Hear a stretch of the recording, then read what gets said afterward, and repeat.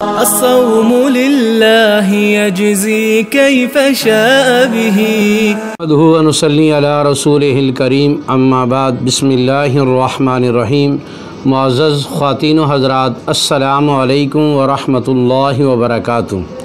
میں آپ کی خدمت میں حاضر ہوں پروگرام سنہری باتوں کے ساتھ، اور آج کی مجلس میں ایک صاحب نے سوال کیا ہے کہ ایک آدمی سعودی عرب جاتا ہے اور جا کے وہاں ویزے پہ جائے یا عمرے کے لیے جائے، وزٹ ویزے پہ جائے یا عمرے کے لیے جائے، اور اس کے بعد وہ وہاں چھپ جائے، قانون کی خلاف ورزی کرتے ہوئے واپس اپنے وطن نہ آئے، اور حج کا جب موسم آئے تو وہ وہاں جا کر حج کے اعمال ادا کرے، آیا اس کا حج ہو جائے گا یا نہیں ہوگا؟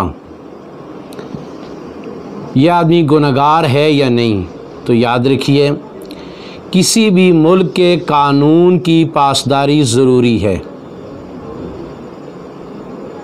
لیکن اس نے جو حج بیت اللہ کیا ہے، اس حج بیت اللہ کو ادا کرنے کے بعد اس کا فرض ادا ہو جائے گا اگر اس پر حج فرض تھا، اور اگر حج فرض نہیں تھا، نفلی حج تھا، تو اس کا نفلی حج ادا ہو جائے گا۔ اس حج پہ جو اس نے اعمال کیے، اس کے اعمال کے بقدر جو اس کا ثواب ہے وہ بھی اس کو پورا ملے گا، اس کے جو فضائل ہیں وہ بھی اس کو پورے ملیں گے۔ صرف یہ آدمی قانون کی خلاف ورزی کرنے کی وجہ سے اگر ملک کے قانونی اداروں نے اس کو پکڑ لیا تو اس سے اس کو پریشانی لاحق ہوگی، یہ الگ مسئلہ ہے، اور حج کا اس سے کوئی تعلق نہیں ہے۔ حج اس کا درست ہوگا، حج کرنا اس کا قبول ہوگا، حج کا اس کو پورا ثواب ملے گا، اور جتنے بھی فضائل ہیں حج کے، اگر وہ ان یعنی کہ شرائط پر اترا تو اس کو وہ تمام فضائل بھی حاصل ہوں گے۔ اللہ تعالی ہمیں سمجھنے کی توفیق نصیب فرمائے۔ السلام علیکم ورحمۃ اللہ وبرکاتہ۔